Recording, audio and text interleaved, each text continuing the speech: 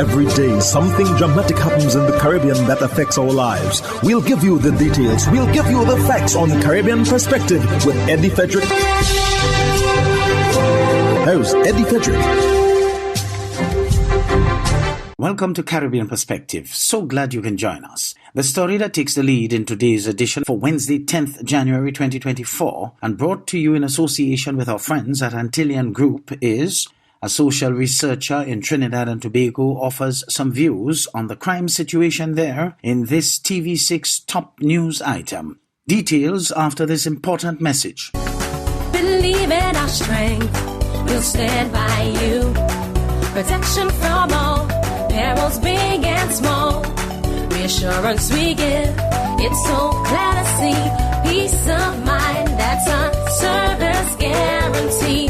We look after all our family. Yes, we do at every opportunity. Antillian Group, underwriters of all classes of insurance solutions for your protection and investment. Live well financially.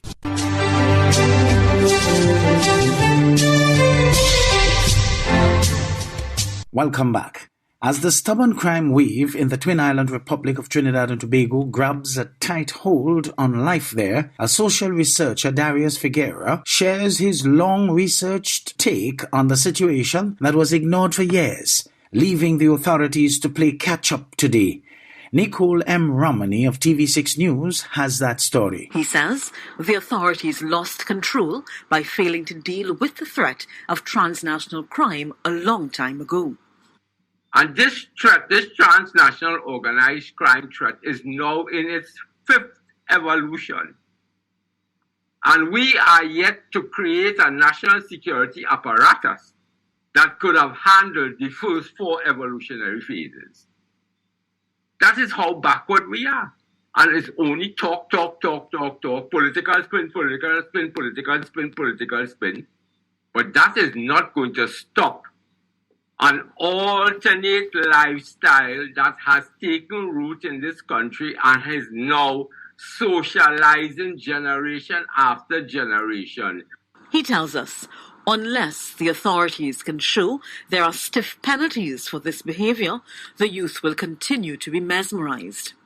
It's the dream of wealth and the dream of bling and the dream of badness. And what are you offering to engage with this alternate lifestyle and this alternate mechanism of life? What are you offering?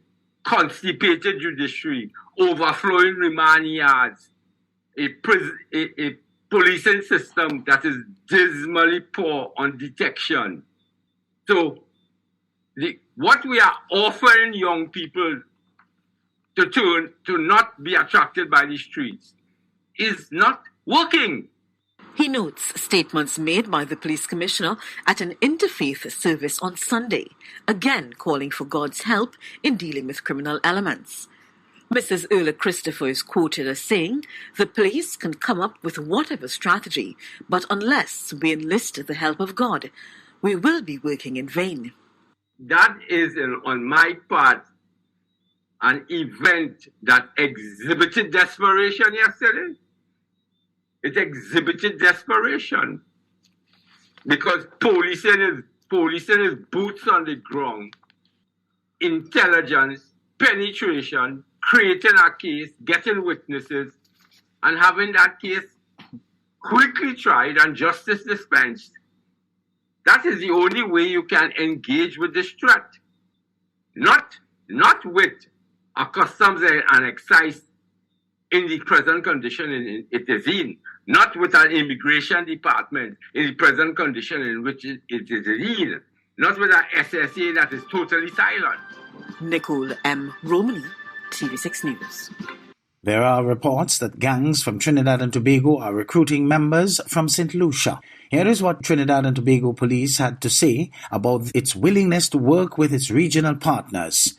Shitawari Rupnarayan of TV6 News brings us the details. St. Lucian Choice Media Network is reporting that the 6 and 7 gangs based in Trinidad and Tobago are using their island, St. Lucia, to recruit new members. Senior Superintendent Christopher Papanet, who leads the Special Investigations Unit of the TTPS, says him and his team will be contacting the Royal St. Lucia Police. That I wish to indicate that this report cannot be substantiated at this time.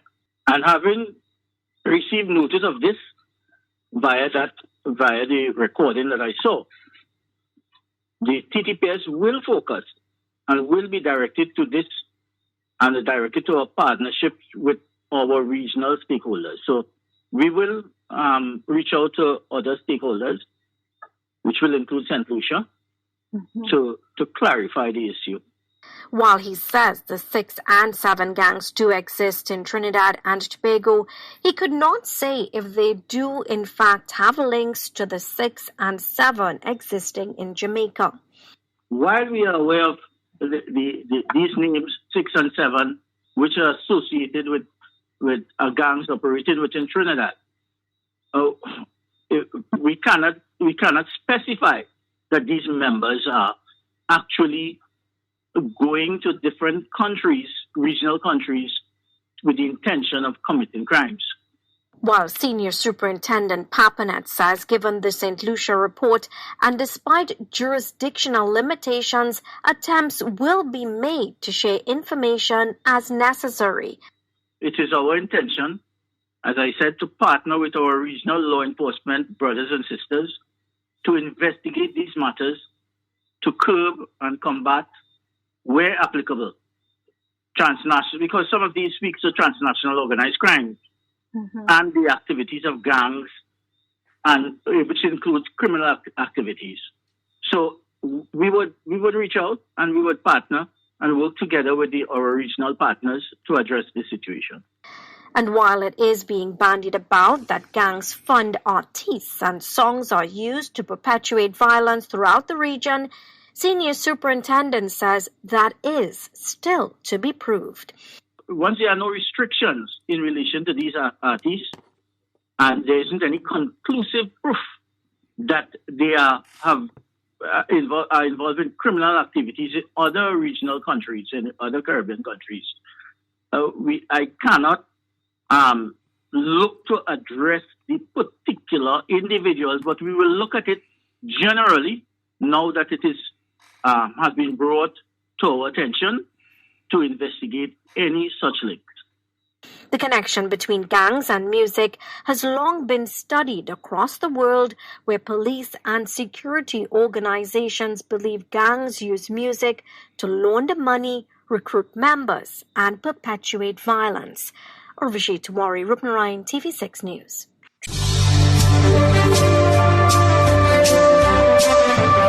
You're listening to Caribbean Perspective with Eddie Frederick, in association with our friends at Antillean Group, underwriters of all classes of insurance solutions for your protection and investment. Live well financially.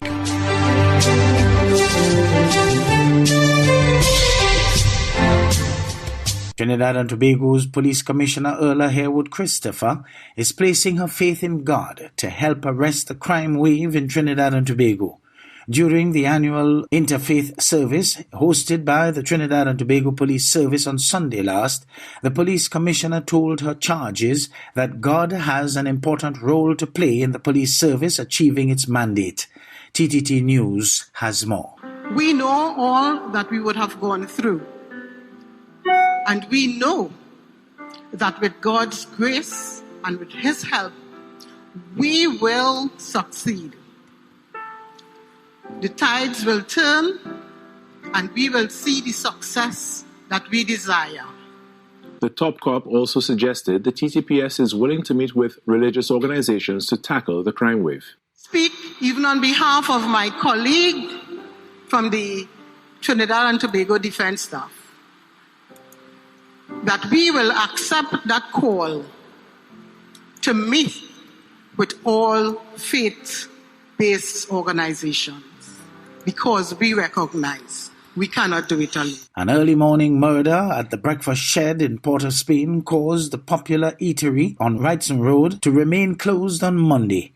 This TTT News item explains. Pointing to the bullet holes in her stall, a vendor at the breakfast shed said if she had arrived a few minutes earlier, she could have been caught in the gunfire.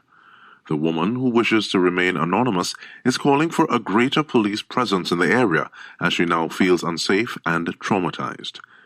She described one of the victims, known as Smiley, as a helpful person who keeps everyone laughing. She said he is always at the breakfast shed ready to render assistance to any vendor who needs it. At around 5:25 a.m. on Monday, a shooting at the breakfast shed left 39-year-old Omar Hunt dead and 61-year-old Curtis Extevor alias Smiley injured. This latest murder has contributed to a busy day at the Forensic Science Center at St. James. Family members who showed up to identify the bodies of their loved ones opted not to speak with reporters. But staff at the Forensic Science Center said 8 autopsies were scheduled for the day.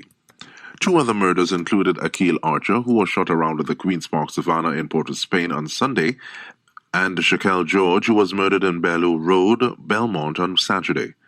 Other murders over the weekend were recorded in San Rafael, Mount Lambert, and El Socorro. On Monday, the body of the late former Prime Minister of Trinidad and Tobago, Basdeo Panday, was taken to the south for well-wishers and mourners to view his body as it laid in honor ahead of Tuesday's state funeral according to Hindu rites. TV6's Jewel Brown reports. After a journey to the Red House in Port of Spain, the capital city, last Friday, the body of former Prime Minister Basdeo Panday made another journey on Monday to the nation's second city of San Fernando. Many joined the line at SAPA, the Southern Academy for the Performing Arts, to view the body of former Prime Minister Panday, who died at the age of 90 last week on the first day of the new year. Among those in the line at the SAPA was Roger Besessa, who spoke with TV6 News and summed up the importance of South Trinidad to Mr. Panday and the importance of Mr. Panday to South Trinidad. I came today because, I am from the Southland, and the arrangements, he was a personality from the South. So to me, I think it was fitting to do the visit, for me personally, here in San Fernando. In paying tribute to Mr. Panday, the Law Association recalled that he was born on May 25, 1933, in St. Julian Village, Princestown, attended secondary school at Presentation College in San Fernando, and also worked in San Fernando as a sugarcane worker, primary school teacher and civil servant in the San Fernando Magistrates Court before he left for the UK, where, on November 27, 1962, he was admitted to the Honourable Society of Lincoln's Inn to practice as a barrister at law. I grew up in Princestown, so I think he's one of those large personalities from Princestown. There's a saying, walk with kings but maintain the simple touch. I think he was a testimony to that saying. So a lot of good memories of him being a personality of Trinidad and Tobago and the Caribbean at large. Wish members of the family sincerest condolences during this very trying time. Also joining the line at the SAPA on Monday was Ramanand Daniram. I've been to one of my brother-in-law's house, and he both are very close. So I've met him many times.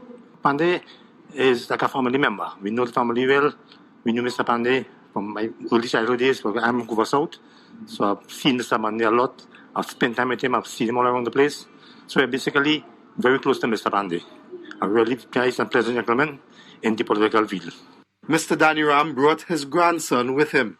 I want to send my condolences to the Panday family, from my family, because he's a very well-known gentleman in the political arena, and it's a great loss to this nation. First and foremost, Mr. Panday's passing is a great loss to his family. Just as Michaela Panday was at the Red House for the public viewing of her father's body, so too was Mr. Panday's brother, Subhash Panday, at the SAPA. In an update on Monday, the Office of the Prime Minister said the state funeral for former Prime Minister Panday will begin at the SAPA at 9 a.m. on Tuesday, January 9th.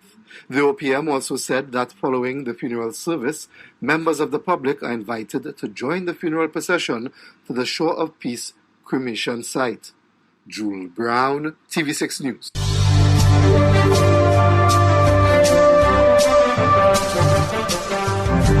I I'm Eddie Frederick. This has been Caribbean Perspective, a whole new approach to highlighting developments in the Caribbean. In the meantime, please follow us on Facebook and subscribe to our YouTube channel for daily regional news and more, in association with our friends at Antillian Group.